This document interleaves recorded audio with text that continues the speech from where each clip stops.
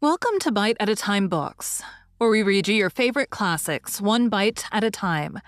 My name is Bree Carlile, and I love to read, and wanted to share my passion with listeners like you. Be sure to follow the show on your favorite podcast platforms so you get all the new episodes. Or you can follow the show on YouTube, where we have playlists for all the stories. You can find us on all the social medias at Bite at a Time Books, or on our website, biteatatimebooks.com, where you can also sign up for our newsletter for more information on what we're reading and what's coming next for the podcasts. We're part of the Bite at a Time Books Productions Network. If you'd also like to hear what inspired your favorite classic author to write their novels, and what was going on in the world at the time, check out the Bite at a Time Books Behind the Story podcast, Tuesdays, wherever you listen to podcasts. Today we'll be continuing The Hound of the Baskervilles by Arthur Conan Doyle. Chapter 7. Bite 3. I could only stare at her in stupid surprise. Her eyes blazed at me, and she tapped the ground impatiently with her foot. "Why should I go back?" I asked. "I cannot explain." She spoke in a low, eager voice, with a curious lisp in her utterance. "But for God's sake, do what I ask you. Go back and never set foot upon the moor again." "But I've only just come." Man, she cried. "Can you not tell when a warning is for your own good? Go back to London. Start tonight. Get away from this place at all costs. Hush, my brother's coming. Not a word of what I've said. Would you mind getting that orchid for me among the mare's tails yonder? We're very rich in orchids on the moor, though, of course. You are rather late to see the beauties of the place." Stapleton had abandoned the chase and came back to us, breathing hard and flushed with his exertions. "Hello, Beryl," said he. And it seemed to me that the tone of his greeting was not altogether a cordial one. "Well, Jack, you are very hot." "Yes, I was chasing a cyclopedes. He is very rare and seldom found in the late autumn. What a pity that I should have missed him." He spoke unconcernedly, but his small light eyes glanced incessantly from the girl to me. "You have introduced yourselves, I can see." "Yes, I was telling Sir Henry that it was rather late for him to see the true beauties of the moor." "Why, who do you think this is?" "I imagine that it must be Sir Henry Baskerville." No, said I. "Only a humble commoner. But his friend. My name is Dr. Watson." A flush of vexation passed over her expressive face. "We have been talking at cross purposes," said she. "Why, you had not very much time for talk," her brother remarked with the same questioning eyes. "I talked as if Dr. Watson were a resident, instead of being merely a visitor," said she. "It cannot much matter to him whether it is early or late for the orchids. But you will come on, will you not, and see Merrypit House?" A short walk brought us to it.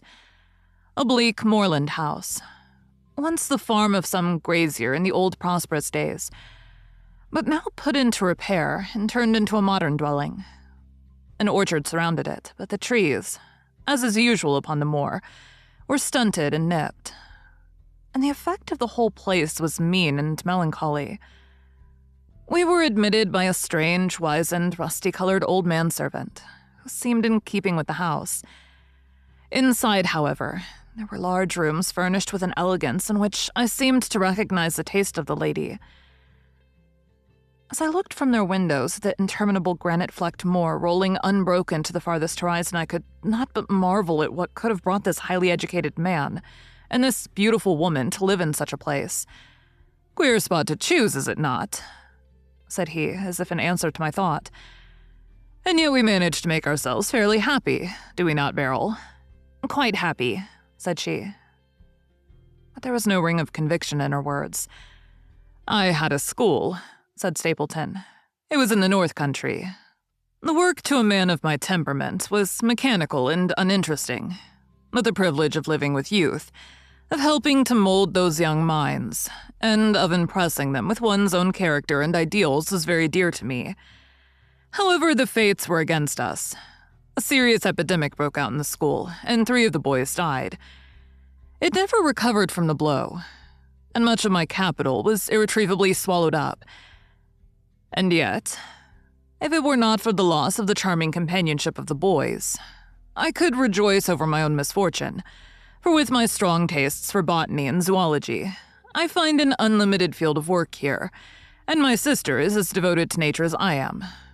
All this, Dr. Watson, has been brought upon your head by your expression as you surveyed the moor out of your window. It certainly did cross my mind that it might be a little dull. Less for you, perhaps, than for your sister. No, I am never dull, said she quickly. We have books, we have our studies, and we have interesting neighbors. Dr. Mortimer is a most learned man in his own line. Poor Sir Charles was also an admirable companion. We knew him well, and miss him more than I can tell. Do you think that I should intrude if I were to call this afternoon and make the acquaintance of Sir Henry? I'm sure that he would be delighted. Then perhaps you would mention that I propose to do so. We may, in our humble way, do something to make things more easy for him until he becomes accustomed to his new surroundings. Will you come upstairs, Dr. Watson, and inspect my collection of Lepidoptera? I think it is the most complete one in the southwest of England. By the time that you've looked through them, lunch will be almost ready. But I was eager to get back to my charge. The melancholy of the moor, the death of the unfortunate pony, the weird sound which had been associated with the grim legend of the Baskervilles. All these things tinged my thoughts with sadness. Then, on the top of these, more or less vague impressions, there had come the definite and distinct warning of Miss Stapleton, delivered with such intense earnestness that I could not doubt that some grave and deep reason lay behind it. I resisted all pressure to stay for lunch, and I set off at once upon my return journey, taking the grass-grown path by which we had come. It seems, however, that there must have been some shortcut for those who knew it. For before I had reached the road, I was astounded to see Miss Stapleton sitting upon a rock by the side of the track. Her face was beautifully flushed with her exertions, and she held her hand to her side. I have run all the way in order to cut you off, Dr. Watson, said she. I had not even time to put on my hat. I must not stop, or my brother may miss me. I wanted to say to you how sorry I am about the stupid mistake I made in thinking that you were Sir Henry. Please forget the words I said, which have no application whatever to you. But I can't forget them, Miss Stapleton, said I. I am Sir Henry's friend, and his welfare is a very close concern of mine. Tell me why it was you were so eager that Sir Henry should return to London. A woman's whim, Dr. Watson. When you know me better, you will understand that I cannot always give reasons for what I say or do. No, I remember the thrill in your voice. I remember the look in your eyes. Please be frank with me, Miss Stapleton. For ever since I've been here, I've been conscious of shadows all round me. Life has become like that great Grimpen mire, with little green patches everywhere into which one may sink and with no guide to point the track. Tell me then what it was that you meant, and I will promise to convey your warning to Sir Henry. An expression of irresolution passed for an instant over her face, but her eyes had hardened again when she answered me. You make too much of it, Dr. Watson, said she. My brother and I were very much shocked by the death of Sir Charles. We knew him very intimately, for his favorite walk was over the moor to our house. He was deeply impressed with the curse which hung over the family, and when this tragedy came, I naturally felt that there must be some grounds for the fears which he had expressed. I was distressed, therefore, when another member of the family came down to live here, and I felt that he should be warned of the danger which he will run. That was all which I intended to convey. But what is the danger? You know the story of the Hound? I do not believe in such nonsense, but I do. If you have any influence with Sir Henry, take him away from a place which has always been fatal to his family. The world is wide. Why should he wish to live at the place of danger? Because it is the place of danger. That is Sir Henry's nature. I fear that unless you can give me some more definite information than this, it would be impossible to get him to move. I cannot say anything definite, for I do not know anything definite.